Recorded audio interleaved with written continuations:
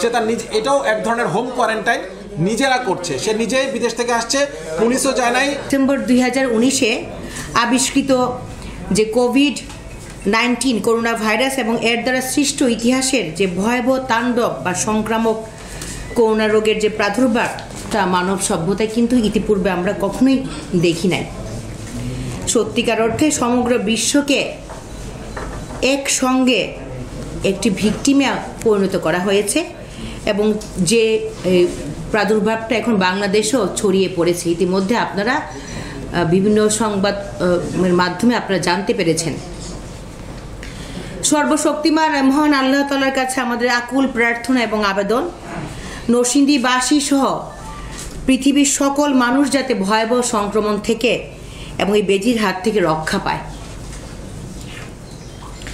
আমরা আজকে জেলা প্রশাসক এবং জেলা ম্যাজিস্ট্রেট এবং এই দেশের অভ্যন্তরীণ করোনা ভাইরাস প্রতিরোধী কমিটির সভাপতি হিসাবে সত্যিকার অর্থে এটি একটি কঠিন চ্যালেঞ্জ। বিগত দিনগুলোতে আপনাদের সকলের সহযোগিতায় এবং সরকারের বিভিন্ন সময় দিক নির্দেশনায় আমাদের এই জেলা প্রশাসন এবং বিভিন্ন সময় গঠিত যে বিভিন্ন কমিটি বিভিন্ন ধরনের দুর্যোগ মোকাবেলা আমরা কিন্তু করেছি। আমরা আশা করি এই ক্ষেত্র আল্লাহ তাআলার রহমতে ব্যত্যয় আমাদের ঘটবে না এবং আমাদের কিছু প্রস্তুতিমূলক কার্যক্রম রয়েছে এবং আমাদের কিছু সাংগঠনিকমূলক কার্যক্রমও কিন্তু রয়েছে। পদক্ষেপগুলো আমরা নিয়েছি একটু বলি। প্রস্তুতিমূলক হিসেবে আমরা কিন্তু মানুষের সচেতনতা এবং উপলব্ধির জায়গাটায় করা নাড়ার চেষ্টা করেছি এবং করা নেড়েছি এবং আপনাদের সকলকে নিয়ে করা নেড়েছি এবং আসন্ন সংকটটা মোকাবেলা করার জন্য কিন্তু আমরা এই জন্য বিভিন্নভাবে যে লিফলেটটি আমরা স্বাস্থ্য বিভাগ থেকে পেয়েছি সেই লিফলেটটি বিতরণের কার্যক্রম কিন্তু আমরা করেছি ইতিমধ্যে। এবং আমি একটি বিষয়ে কৃতজ্ঞতা প্রকাশ না করলেই কিন্তু আসলে কৃপণ হয়ে যাব। আমাদের যে সাংবাদিক বন্ধুগণ রয়েছেন, সেটা ইলেকট্রনিক্স মিডিয়া হোক প্রিন্ট মিডিয়া হোক, তার প্রত্যেকেই কিন্তু সহযোগিতা করেছেন, আমাকে টাইম টু টাইম ইনফরমেশন দিয়েছেন। কেউ টেলিফোন করে ইনফরমেশন দিয়েছেন, কেউ মেসেঞ্জারে দিয়েছেন, কেউ বা আমাকে হোয়াটসঅ্যাপেও দিয়েছেন। সেজন্য আপনাদেরকে আসলে আমি ধন্যবাদ জ্ঞাপন করছি। আমরা বাজার নিয়ন্ত্রণ করতে ইনশাল্লাহ সক্ষম হয়েছি আমাদের এই কমিটির কার্যক্রমের মাধ্যমে। আর প্রবাসী যারা এসেছে একটি নির্ধারিত সময়ের মধ্যে এই প্রবাসীদেরকে আমরা হোম কোয়ারেন্টাইনে রাখারও নিশ্চিত করতে সক্ষম হয়েছি। দুই একটি যে ব্যত্যয় ঘটে না তা নয়, এই ব্যত্যয় যদি কোনো সংবাদ আমরা পেয়েছি তাৎক্ষণিকভাবে আমরা ব্যবস্থা নিয়েছি এবং আপনারা দেখেছেন যে আমাদের মোবাইল কোর্টের মাধ্যমে কিন্তু দুজনকে অর্থ জরিমানা করা হয়েছে এবং একজনকে মোসলেখা দিয়ে তার কোয়ারেন্টাইনটা নিশ্চিত করা হয়েছে। এবং আমাদের যেটা হলো সরকারি নির্দেশনা আলোকে কিন্তু বিভাগীয় কমিশনার স্যার নেতৃত্বে কমিটি রয়েছে, সিটি কর্পোরেশনের মেয়র মহোদয়ের নেতৃত্বে কমিটি রয়েছে, একটি জাতীয় কমিটি রয়েছে ক্যাবিনেট সচিব স্যারের নেতৃত্বে।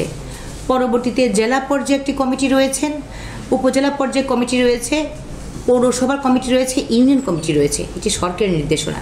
কিন্তু আমরা জেলা কমিটি যে কাজটি করেছি, আমরা ওয়ার্ড ভিত্তিক কিন্তু আমরা কমিটি করে দিয়েছি, যাতে এই ওয়ার্ডের প্রতিটি বাড়িতে খোঁজ নেওয়া হয় যে ওইখানে কোনো প্রবাসীরা আসলে আছে কিনা। পাশাপাশি যাদেরকে আমরা হোম কোয়ারেন্টাইনে রাখার কথা নির্দেশনা দিয়েছি তারা তাদের হোম কোয়ারেন্টাইনটা নিশ্চিত করার জন্য। আর আমাদের অদ্যাবধি কিন্তু আমরা আসলে এখানে কোনো ধরনের করোনাতে আক্রান্ত কোনো রোগী আমরা পাইনি, যার ফলে আমাদের তথাপি আমরা স্বাস্থ্য ব্যবস্থায় কিন্তু আমরা প্রস্তুতি নিয়েছি। যদি এই ধরনের কোনো আক্রান্ত রোগী পাই তাহলে কি আমরা করব। পাশাপাশি যারা সেবা দিবে তাদের নিরাপত্তার বিষয়ে কিন্তু আমাদের প্রস্তুতি নেওয়া হচ্ছে। এটা জাতীয় প্রস্তুতির পাশাপাশি আমরা কিন্তু এখানে সামাজিক সংগঠনের মাধ্যমে কিন্তু প্রস্তুতিগুলো সম্পন্ন করেছি এবং প্রস্তুতি সম্পন্ন করেছি কথাটা পুরাটা সত্য না, প্রস্তুতি প্রতিদিনই আমাদের বাড়ছে। আমরা যেটা বলি যে কাইজেন, এটা অব্যাহত উন্নয়ন, তেমনি আমাদের প্রস্তুতি আজকে যেমন আগামীকাল তার চাইতে ভালো, এরপর ইনশাল্লাহ তার চাইতে ভালো থাকবে।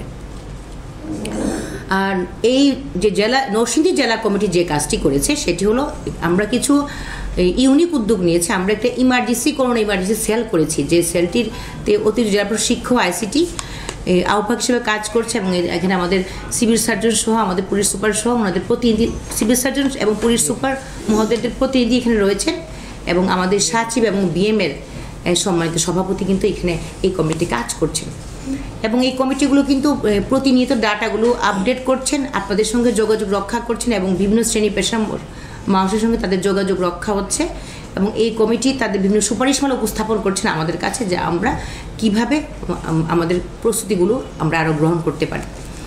আরেকটি বিষয় হলো যে আমরা আরেকটি কমিটি করে দিয়েছি, সেটি হলো একটি কর্ম পরিকল্পনা কমিটি।